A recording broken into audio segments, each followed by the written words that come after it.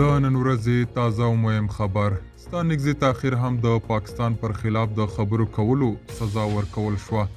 هغه سره څه وشول او ولې ورسره اسلامي امارات ظلم وکړ؟ سلام، وخت په خیر.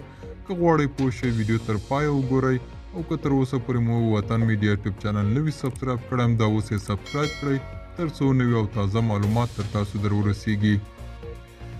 لکه څنګه چې ټولو ته معلومه ده چې پرون د طالبانو د بهرنیو چارو وزارت له معین شیر محمد عباس ستانکزي په یوه غونډه کې پاکستان ته ځینې اخطارونه ورکړي وو.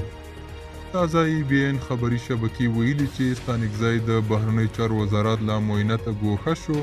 د طالبانو د بهرنیو چارو وزارت سیاسي معین شیر محمد عباس ستانکزی د دغه وزارت له معاینته ګوښه او د لوګر ولایت د نوي والي په توګه ټاکل شوی دی. ملګرو، دا و زموږ نننۍ چمتو شوي ویډیو.